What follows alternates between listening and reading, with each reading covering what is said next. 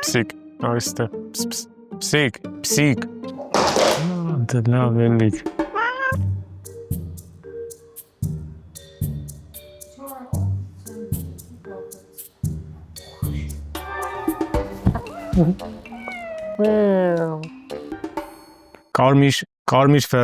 Կարմիր Ֆերրարին կանգնում է։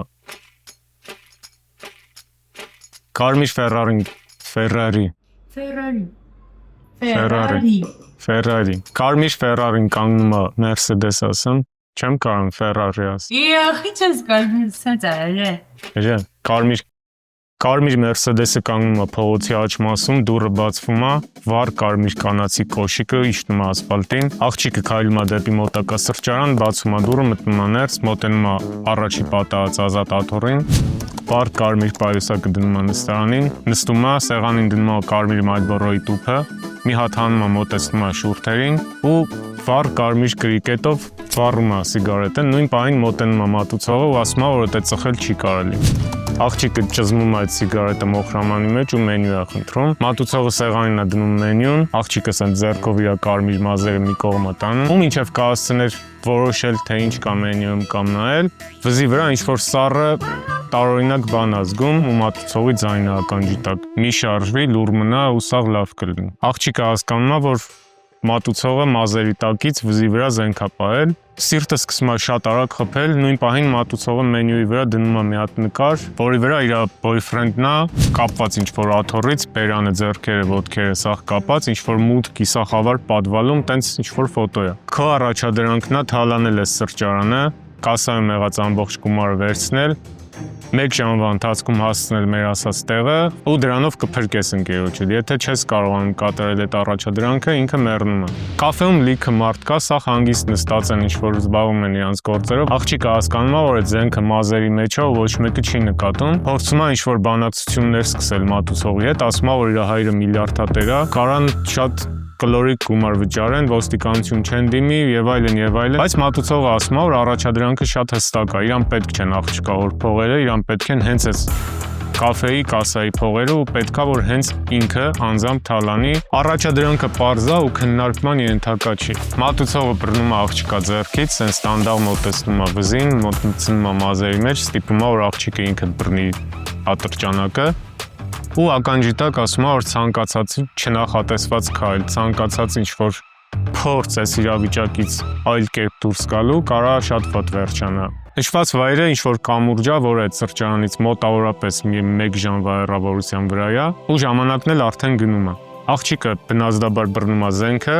մատուցողը թողնում է ու բարի ժպիտով քայլում է դեպի բարը։ Հաջորդ մի քանի րոպեները կաֆեում նստած ժողովրդի համար դառնում են կաշմար։ Հանկարծակի սեղանին հայտնված զենքով աղջիկը ստիպում է, որ սաղ մնան տեղերում, հետո վազքով մոտենում է կասային, թալանում է, ինչ կա, ինչ հնարավոր է հավաքում է, լցնում է իր կարմիր պայուսակի մեջ ու դուրս է վազում։ Ոչ մեկը ոչ մի բան չի էլ հասցնում անի, մենակ մատուցողն է լուր ժպտալով նայում, թե ոնց է աղջիկը վազում դեպի իր մեքենան ու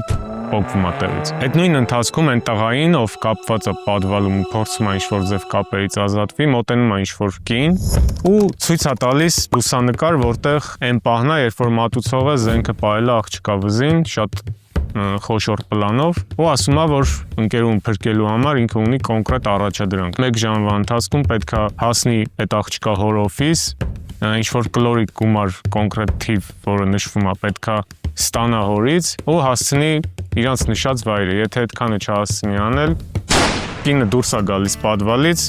ինչ-որ ապակու կտոր է գցում տղու ոտերի մոտ, տենց մի քանի րոպեի ընթացքում շատ արագ սենց գլորվելով աթոռով եւ այլն մի կերպ այդ տղեն քանդում է կապերը, այդքան էլ ամուր չէր կապած։ Վազքով դուրս է գալիս այդ պատվալից, դռան մոտ էլ դրսի կողմից ինչ-որ տենց կատաղած շուն է, որը պետքա պահպանել իրան, ու երբ որ ինքը դուրս է վազում դերից, այդ շունը վազում է հետևից, մի խոսքով սենց ազատվելով այդ շնից, մի կերպ ինչ-որ մեքենաների տակ ընկնելով, հասնում է օֆիսին, վազքով սենց ճղված շորերով ինչ-որ շունչը կտրվելով մտնում է ներս, հասնում է աղջկա հորը, Ու իհարկե իրան ոչ մեկը նորմալ չի դիմավորում, որովհետև այդ աղջիկը հայրեն ոչ միայն դեմ է իրանց հարաբերություններին, այլ նաև չի վստահում ընդհանրապես այդ երիտասարդին, ու բացի այդ էլ շատ հայտնի է իր ժլատությամբ, չափից դուրս ժլատ մարդ է ու հենց նենց ոչ մի դեպքում ոչ մեկին ոչ մի կոպեկ չի տալիս։ Ու առավելևս չի հավատում, թե իր աղջկան առևանգել են, ինչ-որ վտանգ կա եւ այլն, ու պրոստը դուրս է վռնդում այդ երիտասարդին իր օֆիսից, սենց բռնի ուժով շպրտում են օֆիսից դուրս ու սենց հենց այդ մուտքի մոտ ինչ-որ մարդու է խփում ինքը, ով հենց այդ պահին մտնում է ներս, ձեռքին ինչ-որ ճամպրուկ, այդ պահին ճամպրուկը թեթևակի բացվում է ու այստեղ են նկատում է, որ այդ ճամպրուկի մեջ ինչ-որ փողի կապոցներ են։ Ու ոնց որ լինում է տեն սիտուացիաներում շատ արագ ինքն էլ չի հասկանում ոնց է ուղեղը պլանավորում այդ ամեն ինչը, գողանում է այդ ճամպրուկը ու հենց առաջի պատահած մեքենայի մեջ գցվելով սենց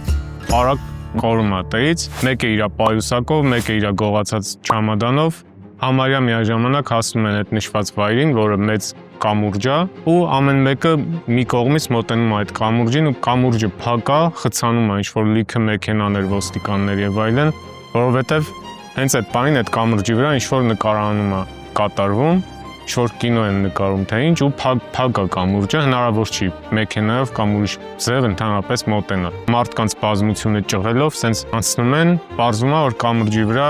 դատարկություն է, ոչ մի բան չկա, սաղ կամերաները իրանց վրա են ուղղված, մենակ իրանք են ու իրանք են նկարահանվում։ Ու այդ ամեն ինչը շոու էր։ Այս պահը այդ շոուի ֆինալն է, որտեղ իրանք պետքա հանդիպեն այդ կամուրջի վրա։ Սաղ զենքերը խաղալիք են եղել, սաղ մարդիկ կաֆեում եւ այլն բոլոր կերպարներում տեսել են այս ընթացքում, սաղ դերասաններ են, սաղ տեղյակ են ամեն ինչից, բացի հենց իրանցից։ Ու այս շոուն կազմակերպել է հենց այդ աղջկա հայրը, որ ստուգի իրանց հարաբերությունները ու հասկանա, թե ինչի են պատրաստ իրանք ընդհանրապես հանում մեկը մյուսի։ Իհարկե տենց տաքսիբե շոու է, բայց երբ որ լիք փող ունես, ամեն ինչ էլ կարաս անես ու ամեն ինչ նորմալ կթվա մնացածի աչքին։ Մի խոսքով սենց կադրում հայտնվում են մատուցողը ու ընկինը, ով պատվալում առաջադրանք էր տվել այդ երիտասարդին, հենց իրանք են այդ շոուի հաղորդավարները։ Այս երգի տակ ինչ-որ սենց մեծ, ինչ-որ սենց ռոմանտիկ սիտուացիա դառնում կամրջի վրա, ոստիկանները իրանց շարքերով սկսում են պարել եւ այլն, ու հենց այդ պահին հայտնվում է ինչ-որ տղա, ով մինչև այդ տենց առանձնապես չէր երևացել, խլում է այդ երիտասարդի ձեռքից այդ փողերով չամադանը ու գցվում է գետը։ Այս մատուցողը ու ընկինը փակում են շոուն, արդեն կեսօր է ու սենց ուղիղ կեսօր է, արևը ուղիղ ընկնում է սենց ասֆալտին ուղիղ գծով այդ կամուրջի վրա։ Այս կինը հանում է իր կոշիկները ու ասում է, որ այնքան հոգնած է այս ամեն ինչից, այս կազմակերպած իվենթից, որ ուզում է պրոստը բոբիկ ոտերով ասֆալտի վրայով քայլելով գնա ինչ-որտեղ նստի ու սուրճ խմի, ու իր գոլեգան էլ միանում է իրան ու երկուսով քայլում են դեպի ինչ-որ սրճարան։ Ճամփին քննարկում են այդ ինչ-որ արեցին, չեն կարծում, թե արժեր սենց բան անել, կամ ինչքանով է դա օրինական, կամ ընդհանրապես ինչ էր դա։ Մի խոսքով պարզ է դառնում, որ երկուսի սրտով էլ չէր ինչ-որ անում էին, բայց քանի որ այդ իրանց գործն էր,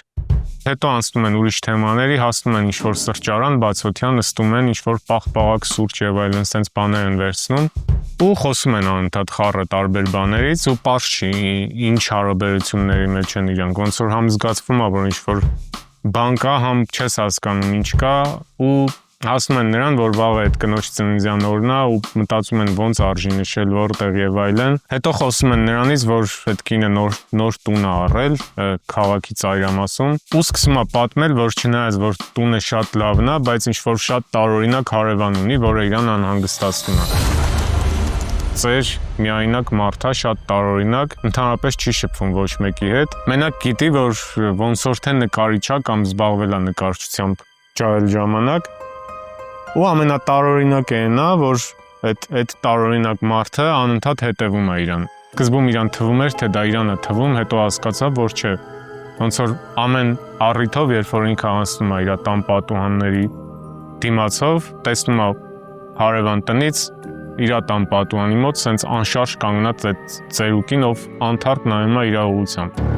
Կամ ասենք, երբ որ տուն է մտնում կամ տնից դուրս է գալիս,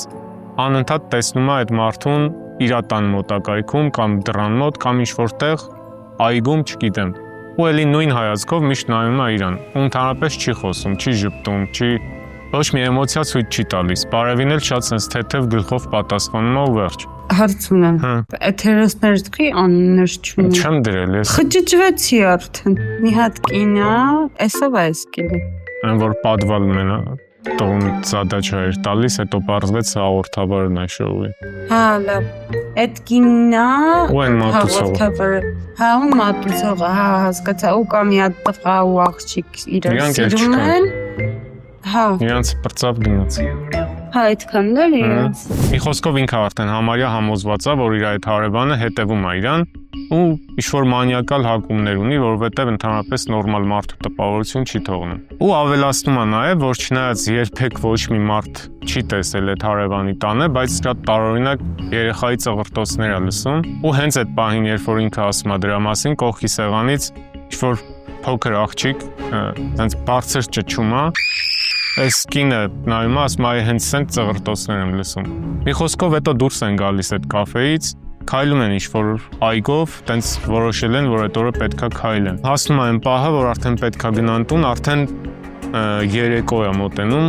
արևը մայր է մտել, բայց դեռ մութ չի։ Կինը ասում է, որ արդեն նույնիսկ նենց վիճակա մոտը, որ վախենում է տուն գնա, որովհետև արդեն չգիտի հաջորդ բանը ինչ կլինի ոնց որ։ Ու այստեղ են ասում, որ կարա ինքը ուղեկցի երկուսով գնան ու համել կտենա այդ մարդուն, կհասկանան ինչ կա չկա։ Ասում է, ես կարամ խոսամ հետը, ուղիղ հարցնեմ, օրինակ, ինչ կա մտքիդ։ Ու հենց այն պահին, երբ որ այդ կնոջ տունը արդեն տեսադաշտում երևում է, տեսնում են, որ տան լույսերը վառված են։ Կինը միանգամից սենց ինչ-որ տագնապով է լցվում ու ասում է, որ ինքը սովորություն չունի լույսերը վառած թողելու, ու տենց դանդաղ մոտենում են տանը, հասնում են դռանը ու տան դուռը բաց է, մի այսքան սենց բաց է։ Այս կինը ասում է, որ ինքը չի հիշում առավոտը դուրս գալուց փակել էր դուռը, թե չէ, որովհետև ուշանում էր այդ նկարանունից ու պետքա շատ արագացնել, վազելով ուղակի դուրս է եկել։ Կանգնած են դռան դիմաց, այս կինը վախենում է մոտենա դռանը, որովհետև ինչ-որ բան է զգում։ Երիտասարդը ասում է, լավ, ես կբացեմ դուռը, փորձում է ամեն ձև հանգստացնել։ Մոտենում է դռանը, դուռը բացում է, մտնում է ներս, տանը ոնց որ թե ամեն ինչ նորմալ է առաջի հայացքից, շրջվում է, նայում է այդ կնոջը, ասում է, տենում ես, ոչ մի բան չկա, ոչ մի անհանգստանալու բան չկա, պրոստը մոռացել ես դուռը փակես։ Ու հասկանում է, որ կինը ոնց որ իրան չի նայում է իր հետևում ինչ-որ բանի, շատ վախեցած ու չի լսում իրան։ Շրջվում է ու տենում է հենց այդ ծերուկին ում նկարագրել էր, իր հետևում ինչ-որտեղ կանգնած նույն անթարթ հայացքով ոնց նկարագրել էր, նայում է իրան։ Կինը սենց բնազդով մի երկու քայլ հետ է գնում, կպնում է պատին, գույնը գցում է, սառում է, ընդհանրապես չգիտի ինչ անի։ Այստեղ են արագ սենց նետվում է ինչ-որ խոհանոցի կողմ, ինչ-որ մեծ հացի դանակը վերցնում, գալիս է, չնայած էլի շատ վախեցած է, փորձում է ինքը վախացնի, ու սենց դողալով այդ դանակը պահած, ինչ-որ բառեր է կմկմում, սիպը մոտ չգաս եւ այլն։ Ծերուկը շատ հանգիստ հայացքով նայում է իրանց ու ասում է՝ մի րոպե կներեք, սխալ հասկացաք ինձ, դուռը թակում էի, բացող չեղավ ու տենց թակոցիցս բացվեց ու ավտոմատ մտա ներս։ Իհարկե, եթե իմանայի, որ տանը չեք, չէի մտնի։ Եթե չգիտեք, ես ձեր հարևանն եմ ու երկուսն էլ չեն հասկանում ինչա կատարվում։ Էլի եմ կրկնում, որ ոչ մի վատ մտադրություն չունեմ, ուղղակի ինձ թվաց տանը մարդ կա, դուռն էլ պատահաբար բացվեց, երևի բաց եք թողել։ Նվեր եմ բերել ձեզ ու նայում այդ կնոջը։ Կուզեի անձամբ հանձնեի, դրա համար ոնց որ ներս մտա ու ցույց է տալիս նվերը։ Երկուսով շրջվում են, տենում են պատի մոտ ինչ-որ շատ մեծ կտավ է դրած, որի վրա այդ կինն է նկարված, վախեցած դեմքով։ Նորից նայում են տենց բնազդաբար այդ ծերուկին, այդ մարդու կերպարը միանգամից փոխվում է իրանց աչքում։ Այսինքն ինքը անձամբ ոչ մի բան իր վրա չի փոխվում, բայց իրանց ընկալումն է փոխվում։ Մանյակից մի վայրկյանում դառնում է ինչ-որ շատ բարի պապիկ, ով ընդամենը նկարեր նկարել ու ուզում է նվիրի։ Հասկանում են, որ իրականում ոչ մի տենց ուժաստիկի մեջ չեն ընկել ու ոչ մի սարսափելի բան տեղի չի ունեցել։ Կնոջ մոտ սաղ զգացմունքները արդեն խառնվում են իրար։ Հուզմունք, ինչ-որ անսպասելիության էմոցիա, վախ եւ այլն, սենց համ հիացած է այդ նկարով, որովհետեւ իրոք նես նկարա, որով կարելի է հիանալ։ Ու ընդամենը հասցնում ասի, որ ոնց որ այդ իրա ծննդյան նվերը դառավ, որովհետեւ իրա ծնունդն է մոտենում։ Ծերուկը տեն ճպրիտով թեթև գլխով շնորհավորում է ու դուրս է գալիս։ Ու մոտենում է իր տանը, մտնում է ներս, գնում է խոհանոց, սկսում է ինչ-որ ուտելիք սարքել, ծվածեղը խառը ինչ-որ բան։ Խոհանոցի մոտ սենց ինչ-որ թեթև ճաշասենյակ կա, Սկսում է այդ սեղանի վրա ինչ-որ ուտելիքներ դնել 2 հոգու համար, տանը մենակ է ինքը։ Գնում է իր կողքի սենյակը, որտեղ լիքը կտավներ են, իր արվեստանոցն է, մոտենում է ինչ-որ սեղանից նամակ է վերցնում, սենց կարդում է այդ նամակը, պարզ չի ինչա կարդում, նորից դնում է տեղը, նորից գնում է սենյակ ու դռան զանգը տալիս են, գնում է դուռը բացում է, ներս է մտնում ինչ-որ փոքր աղջիկ, հենց մի 6-7-8 տարեկան աղջիկ վազելով մոտենում է գրկում է իրան ու երկուսով մոտենում են այդ սեղանի մոտ նստում են որ հաց ուտեն ու այդ նույն աղջիկն է ում այդ իր հարևանքին ու այն մատուցողը տեսել են սրճարանում կեսօրին մի խոսքով այս ծերուկը նստում է իր թորնիկի հետ սեղանի շուրջը սկսում են հաց ուտել ու ընթացքում իրանց խոսակցությունից պարզ է դառնում այս մարդը լավ հարաբերությունների մեջ չի իր հարազատների հետ ու ոչ մեկի հետ շփում չունի ընդհանրապես չեն տեսնվում Մենակ իր այդ փոքր թորնիկին, մայրը, իր տղայի կինը, օրվա ընթացքում ինչ-որ ժամերի բերում է իր մոտ ու հետո գալիս է վերցնում է։ Ու այդ ընթացքում այս աղջիկը պատմում է, որ մոր հետ հանդիպեց, գնացին ինչ-որ սրճարան, ինչ-որ պաղպաղակ կերան եւ այլն։ Ու խառը խոսում է տարբեր բաներից, ծերուկն էլ տենց ոնց կլսի պապը թորին, տենց լսում է։ Ու իրանց խոսակցությունը ընդհատվում է այն բանից, երբ որ դուռը թակում են։ Ծերուկը վերակենում գնում է դուռը բացում է, կանգնած է ինչ-որ մարդկանց խումբ, բակում ինչ-որ մեքենաներ են, սենց տարբեր տարօրինակ տեսքով տղամարդիկ են կանգնած ու իրանց մեջ կանգնած է այն երիտասարդը, ում ամենասկզբում տեսել ենք այն միլիարդատիրոջ աղջկա boyfriend-ը։ Բարևում է այս նկարիչին ու ասում է, եթե կարելի է ներս կանք խոսալու բան կա։ Ու չեն սպասում իր թույլտվությանը, միանգամից ներս են մտնում լուր ու նկատում է, որ զենքերով են ծախ, մի 10-15 մարդ մտնում են ներս ու սկսում են տունը խուզարկել։ Ինչ-որ բան են սկսում ընտրել, իսկ այդ երիտասարդը այն տղեն, ում սկզբում տեսել ենք, հիշեցնում եմ, ասում է, որ իրանք եկել են ստեղ, որովհետև կոնկրետ բան են փնտրում ու գիտեն, որ ստեղ է այդ կոնկրետ բանը ու եթե ինքը չդիմադրի ու ընդառաջ գնա իրանց ցանկությանը ու օգնի գտնել այդ բանը, ամեն ինչ լավ կլինի, ոչ մեկը չի տուժի, վախենալու կարիք չկա։ Իսկ այդ ընթացքում իր հետ մտած մյուս մարդիկ ոչ այնքան ցիվիլ սկսում են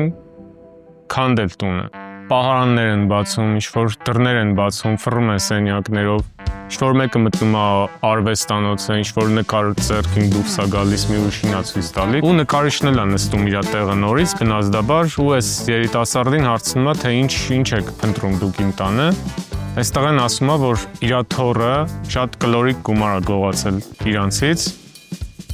ու կորել է, ամբողջ օրը փնտրելուց հետո չեն գտել ու հիմա հստակ տեղեկություն ունեն, որ ինքը ստեղ է։ Ծերուկը ասում է, որ ինքը բացի իր այս աղջիկ թորնիկից ուրիշ ոչ մի հարազատի հետ չի շփվում, իր այդ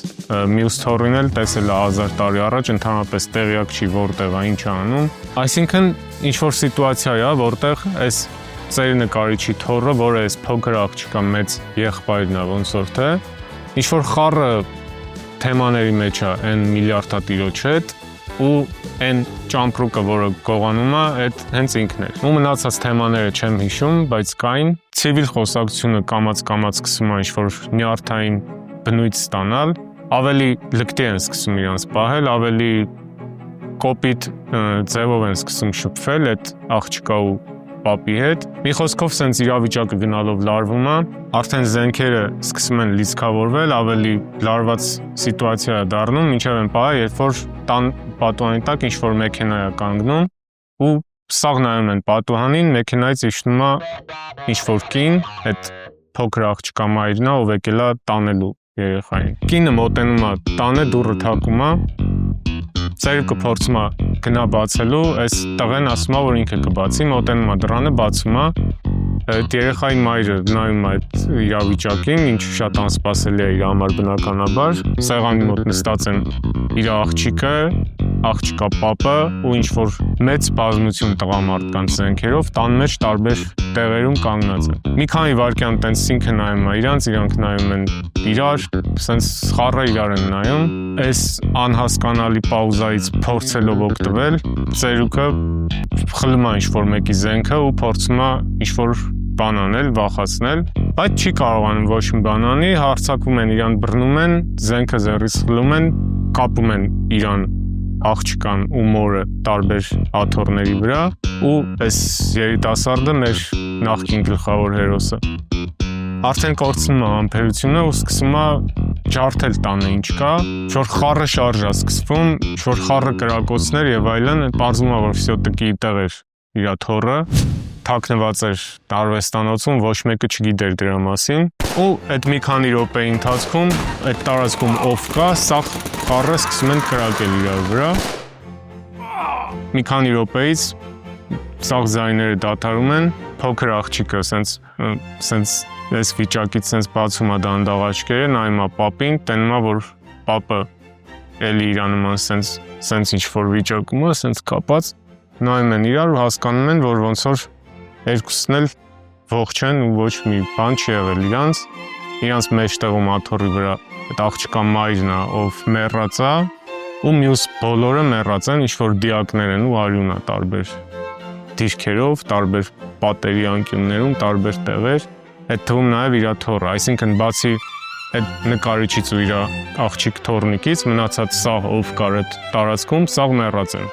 Մի քանի րոպե երկար, շատ դժվարությամբ ծերուկը մի կերպ քանդում է իր կապերը, գրկում է աղջկան ու դուրս է վազում տնից ու պարզ չի ուրա գնում, պրոստը փախնում է ինչ-որ անհայտ ուղղությամբ։ Ու սենց վերջանում է։ Հա, ու բանը, այն ընթացքում, երբ որ ինքը քանդում էր իր կապերը, այդ ընթացքում երևում է նաև այն նամակը, որը կարդացել էր, ինքն էր գրել, այդ հրաժեշտի նամակ էր տարբեր մարդկանց ու պարզ է դառնում, որ ինքը ոնց որ որոշել էր ինքնասպանություն գործի, որովհետև հոգնել էր կյանքից ու իր վերջին գործը, որը պետք է աներ այդ ինքնասպանությունից առաջ, այն հարևան կնոջը նկարելն էր, այսինքն այսօր հենց այդ օրն էր։ Ինքը պետք է ավարտեր այդ նկարը ու իր կյանքին վերջ տար, բայց ստացվեց այնպես, որ մենակ ինքը ողջ մնաց։ Այս սցենարը գրել եմ մոտավորապես մի 10-12 տարի առաջ ու չեմ նկարել։ Խի եմ սենց պատմում, չի չեմ նկարել կամ ինչի չեմ նկարում։ Այն թե ինչի չեմ նկարել, այդ ուրիշ հարց է։ Իսկ այն թե ինչի չեմ նկարում, որովհետև այդ սցենարները արդեն ակտուալ չեն իմ համար։ Ոնց որ հիմա իրանք հետաքրքիր չեն ինձ այնքան, որ նկարեմ։ Այդ գրելա 10 տարի առաջվա տարոնը, ով մի չկա։ Ոնց որ ինքը պետք է նկարել։ Եթե ինքը չի նկարել,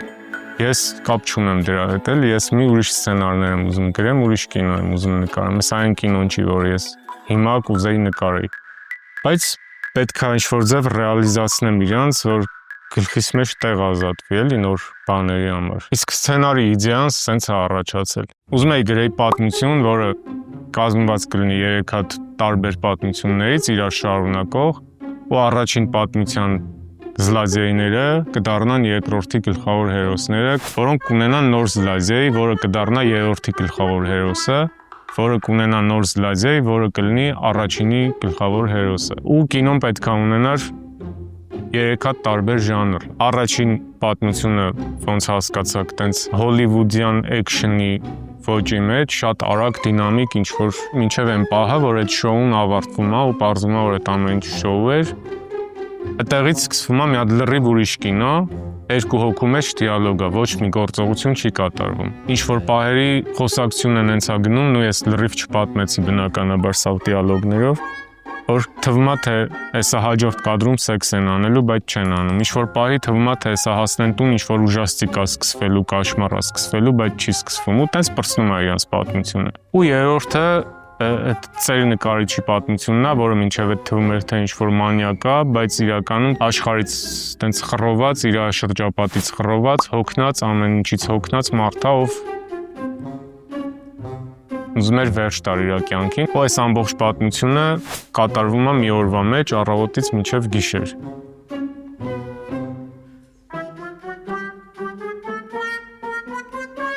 Պսիկը կեսից զալեն գնաց քնելու։ Չի սիրում, ինքը երկար պատմություններ, ինքը բանա արագ վիդեոներ է սիրում, տենց արագ թերթող բաներ։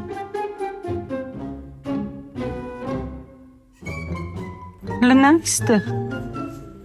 Այս ինչ լավ լույս եմ գտել։ Շատ լավ լինի։